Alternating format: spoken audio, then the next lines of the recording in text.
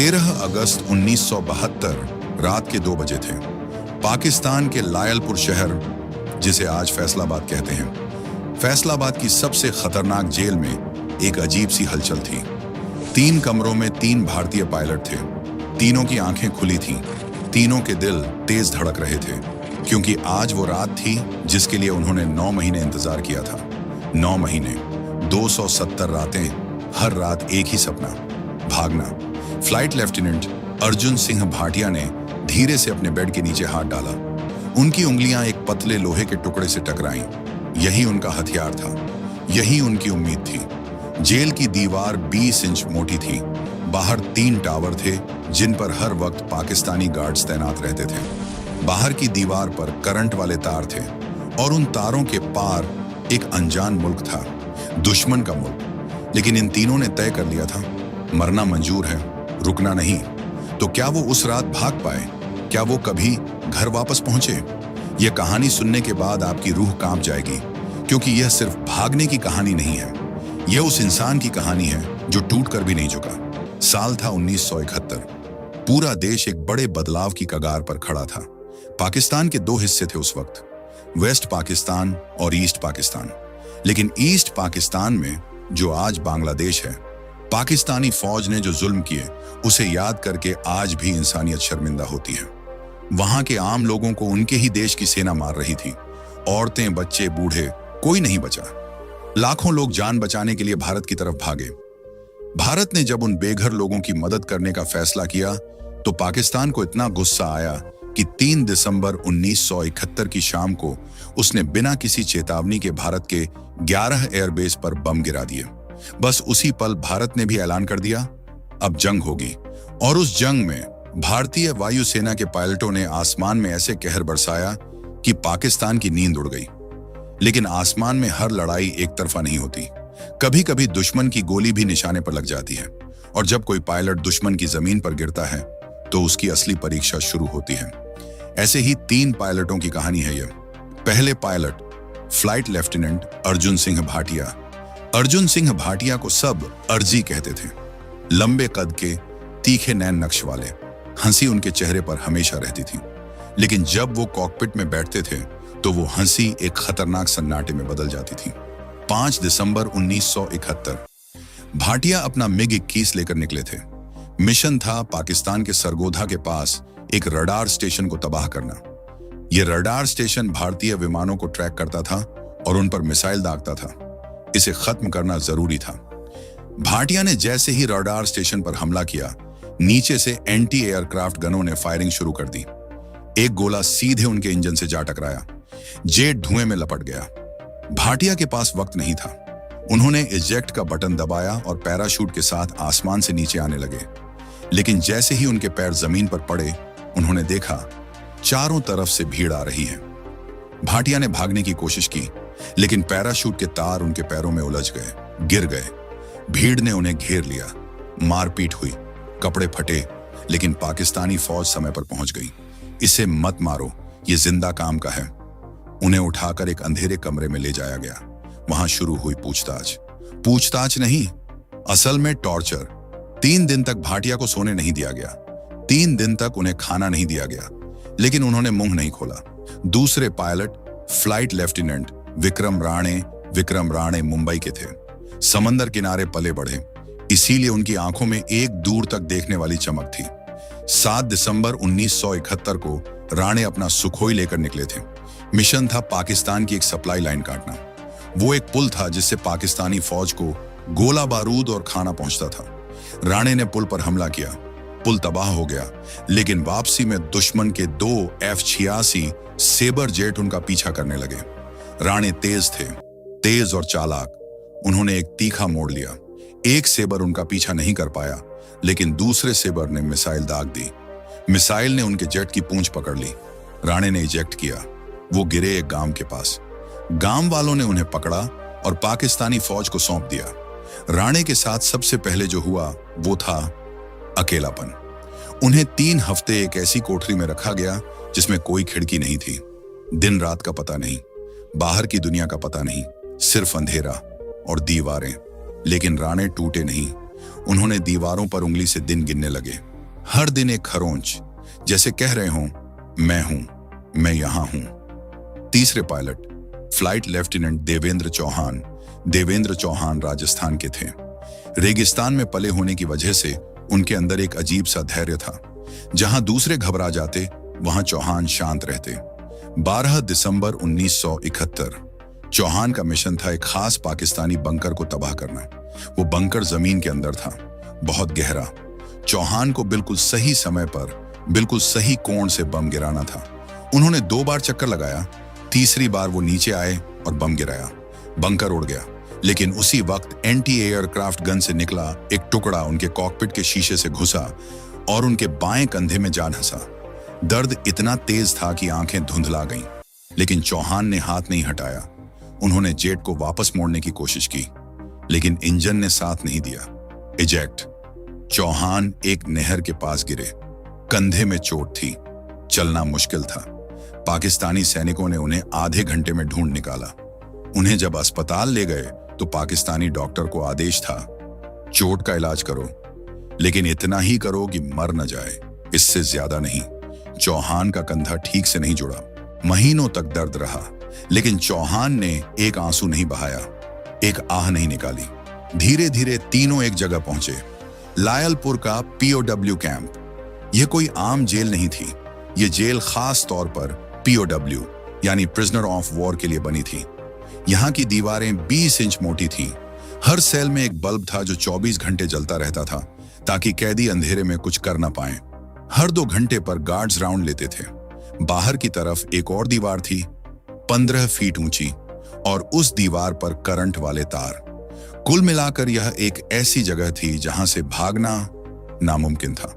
लेकिन जब 25 दिसंबर 1971 को खबर आई कि पाकिस्तान ने सरेंडर कर दिया है और भारत जंग जीत गया है, तो सभी कैदियों की आंखों में चमक आ गई। अब तो जल्दी घर जाएंगे। लेकिन दिन बीतते गए, हफ्ते बीत गए, महीने बीत गए, कोई नहीं आया। राजनीति के पेच में उनकी रिहाई अटकी पड़ी थी। एक रात अर्जुन सिंह भाटिया ने धीरे से कहा, यार, अगर हम खुद नहीं निकले तो शायद सालों लग जाएंगे। राणे ने पूछा, क्या मतलब? भाटिया ने एक लंबी सांस ली और कहा, मतलब साफ है, हम भागेंगे। कमरे में सन्नाटा छा गया। चौहान ने खिड़की से बाहर देखा, गार्ड का साया दिख रहा था। फिर उन्होंने भाटिया की तरफ देखा और धीरे से कहा, बताओ, क्या सोचा है? उस रात वो तीनों सुबह तक बात करते रहे, और सुबह तक एक बात तय हो गई थी, यह तीनों भागेंगे या मरेंगे, बीच का कोई रास्ता नहीं। सबसे पहली जरूरत थी जानकारी, जेल का नक्शा, बाहर के रास्ते, बॉर्डर कहां है, अफगानिस्तान कितनी दूर है। इसके लिए उन्हें जेल के कमांडर मेजर इकराम उल्लाह का भरोसा जीतना था। मेजर इकराम उल्लाह पढ़ा लिखा आदमी था। उसे इतिहास और भूगोल का बहुत शौक था। भाटिया ने यह कमजोरी पकड़ी। वो रोज उससे बातें करने लगे, मुगल इतिहास पर, भारत पाक के बंटवारे पर, सिंधु सभ्यता पर। धीरे धीरे मेजर को लगा कि यह पायलट बहुत शरीफ और पढ़ा लिखा है, यह कभी भागने की कोशिश नहीं करेगा। इसी भरोसे का फायदा उठाकर एक दिन भाटिया ने कहा, मेजर साहब, क्या हमें पढ़ने के लिए कुछ किताबें मिल सकती हैं? और एक नक्शा, हम यहाँ बैठे बैठे इतिहास पढ़ना चाहते हैं। मेजर मुस्कुराया। उसने कहा, ठीक है। अगले दिन एक पुराना एटलस और 3 किताबें आ गईं। मेजर को जरा भी अंदाजा नहीं था कि वो अपने कैदियों को जेल की चाबी दे रहा है। तीनों ने रात भर नक्शा देखा। भाटिया ने समझाया, देखो, भारत का बॉर्डर नजदीक है, लेकिन वहां दोनों देशों की फौजें आमने सामने हैं, बारूदी सुरंगें हैं, वो रास्ता मौत का रास्ता है। राणे ने पूछा, तो फिर? भाटिया ने उंगली पश्चिम की तरफ रखी। अफगानिस्तान। चौहान ने कहा, लेकिन वो बहुत दूर है। भाटिया बोले, दूर जरूर है, लेकिन वहां के पहाड़ी रास्तों में न पुलिस है न चेक पोस्ट। वहां कबीले रहते हैं जो पाकिस्तान सरकार को ज्यादा नहीं मानते। हम वहां से छिपते छिपाते निकल सकते हैं। प्लान तय हुआ, रास्ता अफगानिस्तान। अब असली चुनौती थी जेल की 20 इंच मोटी दीवार तोड़ना, बिना किसी औजार के, बिना किसी शोर के, और बिना किसी को पता चले। औजार जुटाना। एक दिन जेल में नलसाज आया पाइप ठीक करने। चौहान उसके पास गए, बातें शुरू की, उसका ध्यान भटकाया, और जब वो नलसाज पाइप की तरफ झुका, चौहान ने फुर्ती से उसकी बेल्ट से एक छोटी छेनी खींच ली। दूसरे दिन एक गार्ड अपना टिफिन छोड़कर किसी काम से चला गया। राणे ने चुपचाप टिफिन से एक मोटा चम्मच निकाल लिया। अब उनके पास थी एक छेनी और एक चम्मच, दुनिया के सबसे पतले हथियार, लेकिन यही उनकी जिंदगी थी। सही सेल चुनना, उन्हें ऐसी सेल चाहिए थी जो जेल की बाहरी दीवार के सबसे पास हो। भाटिया ने एक चाल चली। उन्होंने गार्ड से कहा, यार हमारे कमरे में चूहे बहुत हैं, रात को नींद नहीं आती, क्या हम उस कोने वाली सेल में जा सकते हैं? गार्ड हंसा। चूहों से डरते हो पायलट साहब? भाटिया ने भी हंसकर कहा, नहीं यार, लेकिन नींद तो चाहिए ना। गार्ड ने सोचा, यह तो बस आराम मांग रहे हैं। उसने हां कर दी। तीनों उस कोने वाली सेल में शिफ्ट हो गए जो जेल की बाहरी दीवार के ठीक पास थी। पहली रात के 12 बजे भाटिया बेड के नीचे घुसे, छेनी उठाई और दीवार पर पहली बार छेनी चलाई। खटाक! बाहर गार्ड के कदमों की आवाज आई। भाटिया रुक गए। दिल की धड़कन तेज हो गई। ऊपर राणे ने खांसना शुरू किया, जोर से, लंबी खांसी। गार्ड रुका, फिर आगे चला गया। भाटिया ने राहत की सांस ली और फिर से शुरू किया, धीरे धीरे, बहुत धीरे। हर रात बस थोड़ा सा काम होता था। रात 12 से 1 बजे तक, सिर्फ 1 घंटा। उससे ज्यादा जोखिम था। दीवार से जो धूल और मिट्टी निकलती थी, उसे वो अपने कपड़ों में छिपाकर सुबह टॉयलेट में बहा देते थे। जो बड़े टुकड़े निकलते थे, उन्हें तकिए के खोल में भरकर रखते थे। दिन में उस छेद को एक पुराने कपड़े से ढक देते थे, फिर उसके आगे अपनी लोहे की अलमारी खिसका देते थे। बाहर से देखने पर सब नॉर्मल लगता था, लेकिन अंदर आजादी का रास्ता बन रहा था। एक रात जब सब खत्म होते होते बचा, एक रात शायद तीसरे महीने की बात थी। राणे बेड के नीचे थे और दीवार खोद रहे थे। तभी सेल का दरवाजा खुला। रात के 12:30 बज रहे थे। एक गार्ड अचानक अंदर घुस आया। भाटिया और चौहान बेड पर लेटे हुए थे। गार्ड ने टॉर्च जलाई। यहां 3 हैं या 2? भाटिया ने सोने का नाटक किया, आंखें बंद। चौहान ने भी। गार्ड की टॉर्च घूमी। बेड पर 2। उसने बेड के नीचे टॉर्च मारी। एक पल के लिए सब रुक गया। राणे ने सांस रोक ली। टॉर्च की रोशनी उनके चेहरे के ठीक 1 इंच पास से गुजरी। गार्ड को धूल दिखी, लेकिन राणे नहीं दिखे। वो थोड़ा और अंदर घुसे हुए थे। गार्ड ने टॉर्च बंद की, बड़बड़ाया और चला गया। सेल का दरवाजा बंद हुआ। फिर एक लंबी चुप्पी। राणे धीरे धीरे बाहर निकले। तीनों की आंखें मिली। कोई कुछ नहीं बोला, कोई जरूरत नहीं थी। कंपास बनाना 1 महीने बाद उन्हें एहसास हुआ कि जेल से निकलने के बाद दिशा नहीं पता होगी। रात का अंधेरा होगा, अनजान जमीन होगी।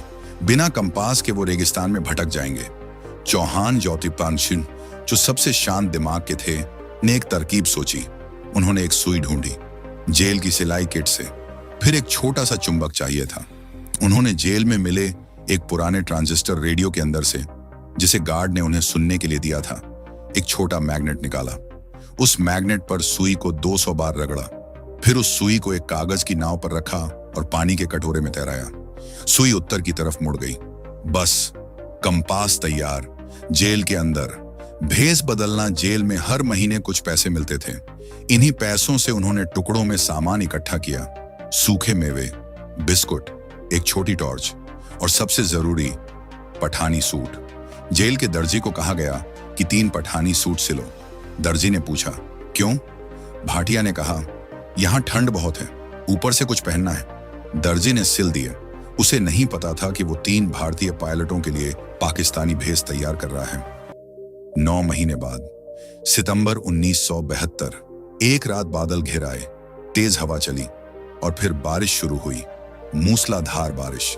भाटिया ने राणे को देखा, राणे ने चौहान को देखा। तीनों की आंखों में एक ही बात थी। आज रात उन्होंने पठानी सूट पहने, सामान समेटा, कंपास उठाया। भाटिया ने आखिरी बार उस सेल को देखा जहां 9 महीने गुजारे थे। दीवार पर खरोंचें थीं जो राणे ने दिन गिनने के लिए की थी। 270 खरोंचें, 270 रातें। भाटिया ने धीरे से कहा, चलो। बेड हटाया, अलमारी खिसकाई, कपड़ा हटाया और वो सुरंग सामने थी।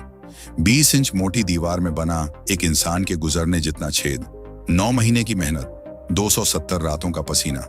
भाटिया ने आखिरी ईंट धीरे से बाहर धकेली। बारिश की आवाज में ईंट के गिरने की आवाज डूब गई। बाहर ठंडी हवा का एक झोंका अंदर आया। पहले राणे निकले, रेंगते हुए, फिर चौहान। उनके कंधे में अभी भी दर्द था, लेकिन वो बाहर आ गए। आखिर में भाटिया। जैसे ही भाटिया बाहर निकले, उन्होंने देखा दीवार के ठीक बगल में एक गार्ड चारपाई पर था। बारिश में उसने अपने ऊपर एक कंबल ओढ़ा हुआ था। वो सो रहा था या सोने का नाटक कर रहा था। तीनों ने एक पल एक दूसरे को देखा और भागे, तेज, जितनी तेजी से भाग सकते थे। पीछे जेल की दीवार थी, सामने पाकिस्तान का अंधेरा। पहला पड़ाव खेत। जेल के पीछे सरसों और गेहूं के खेत थे। तीनों खेतों में घुस गए। कपड़े भीग चुके थे, कीचड़ जूतों में भर गया था, लेकिन रुकना मौत था। पीछे से सायरन बजा। जेल में भगदड़ मच गई थी। कोई चिल्लाया, कैदी भाग गए।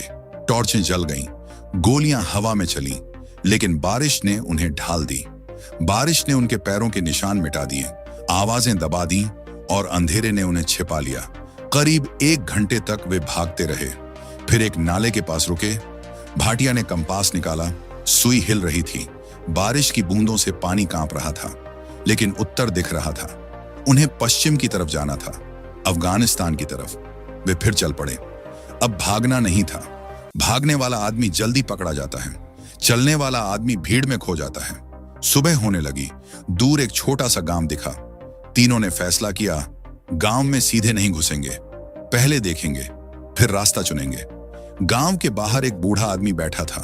उसके पास एक बैलगाड़ी थी। भाटिया ने धीरे से कहा, उसे रास्ता पूछते हैं। राणे ने कहा, ज्यादा मत बोलना, लहजा पकड़ लेंगे। भाटिया अकेले आगे बढ़े, बाकी दोनों पीछे रुक गए। बूढ़े ने ऊपर देखा। भाटिया ने सिर झुकाकर सलाम किया। कहा, चाचा, शहर का रास्ता किधर है? बूढ़े ने घूर कर देखा, फिर बोला, कौन से शहर? भाटिया अटक गए। शहर का नाम उन्हें पता नहीं था। पीछे झाड़ियों में राणे ने हाथ उठाया, पश्चिम की तरफ इशारा किया। भाटिया ने तुरंत कहा, पश्चिम वाला शहर। बूढ़ा कुछ सेकंड तक देखता रहा, फिर उसने हाथ से रास्ता दिखाया। उस तरफ जाओ, सड़क मिलेगी। भाटिया ने शुक्रिया कहा, ज्यादा कुछ नहीं बोला। वो वापस झाड़ियों में आए। राणे ने पूछा, शक तो नहीं हुआ? भाटिया ने कहा, पता नहीं, लेकिन रुकना नहीं है। तीनों खेतों के किनारे किनारे सड़क की तरफ चल पड़े। करीब आधे घंटे बाद वे एक कच्ची सड़क पर पहुंचे। सड़क पर थोड़ी दूर एक ट्रक खड़ा था। ड्राइवर बोनट खोलकर कुछ देख रहा था। भाटिया ने कहा, यही मौका है, ट्रक में छिप जाते हैं। वे धीरे धीरे ट्रक के पीछे पहुंचे। पीछे तिरपाल पड़ा था। तीनों उसके अंदर घुस गए, सांस रोककर लेट गए। कुछ मिनट बाद ड्राइवर वापस आया, बोनट बंद किया और ट्रक चल पड़ा। अंदर तीनों चुप थे। अगर ड्राइवर ने पीछे देखा तो सब खत्म। अगर किसी चेक पोस्ट पर रुक गया तो सब खत्म। लेकिन किस्मत ने साथ दिया। ट्रक बिना रुके चलता रहा। करीब 2 घंटे बाद ट्रक एक कस्बे के बाहर रुका। ड्राइवर उतरा और ढाबे की तरफ चला गया।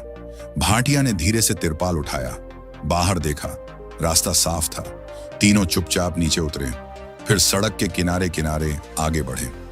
अब उन्हें बस अफगानिस्तान की तरफ बढ़ते रहना था, लेकिन किस्मत हमेशा साथ नहीं देती। दोपहर तक वे एक बड़े चौराहे पर पहुंचे। वहां पुलिस की जीप खड़ी थी। 2 पुलिस वाले चाय पी रहे थे और उनके हाथ में अखबार था। उस अखबार के पहले पन्ने पर लिखा था, भारतीय युद्धबंदी फरार। तीनों के चेहरे पीले पड़ गए। अब पूरा पाकिस्तान उन्हें ढूंढ रहा था। भाटिया ने तुरंत सिर नीचे किया। तीनों सड़क किनारे बैठ गए, जैसे आम मुसाफिर बैठते हैं। राणे ने धीरे से कहा, अब क्या? भाटिया ने कहा, अभी मत चलो, चलोगे तो दिखोगे, बैठे रहो। करीब 15 मिनट वे वहीं बैठे रहे। पुलिस वाले चाय पीकर जीप में बैठे और चले गए। भाटिया ने कहा, अब पुलिस जीप दूर निकल चुकी थी। तीनों धीरे से उठे और दूसरी सड़क पकड़ ली। अब रास्ता और मुश्किल था। सामने सफर लंबा और खतरनाक था। न खाने का भरोसा, न पानी का भरोसा, न रास्ते का भरोसा। 3 दिन तक वे छोटे छोटे गांवों से बचते हुए चलते रहे। दिन में छिपते, रात में चलते। यही उनका नया नियम बन गया था। एक रात उन्हें दूर से गाड़ियों की आवाज सुनाई दी। सड़क पर सेना की गाड़ियां जा रही थी। वे तीनों झाड़ियों में दब गए। एक जवान ने टॉर्च झाड़ियों की तरफ मारी।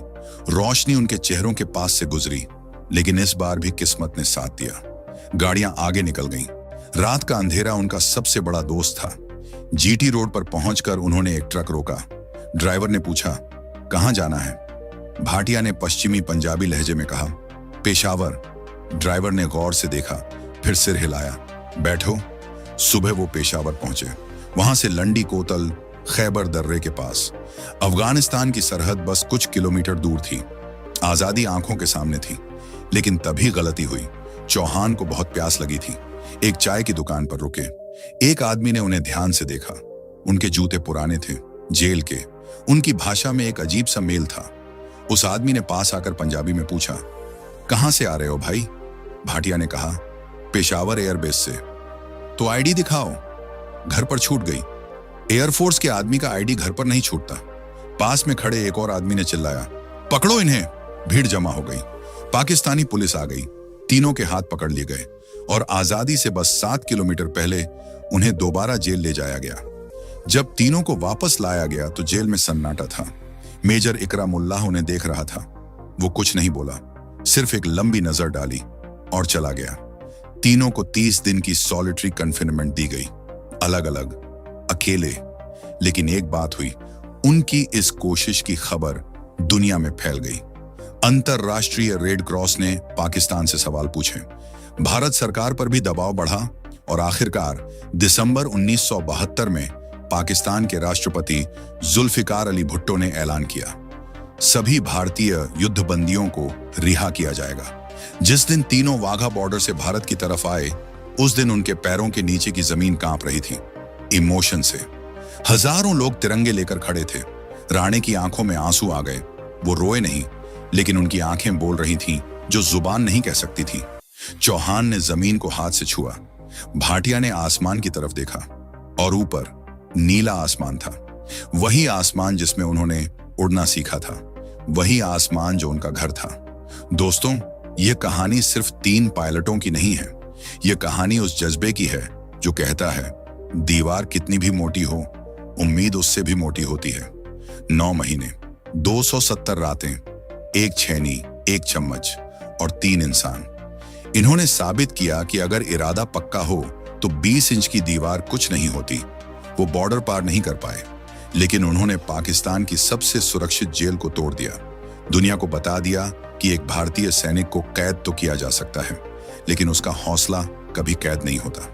अगर यह कहानी आपके दिल तक पहुंची हो तो वीडियो को एक लाइक जरूर दें और चैनल को सब्सक्राइब करें, ताकि ऐसे ही जांबाज हीरो की अनसुनी कहानियां आपके पास पहुंचती रहें।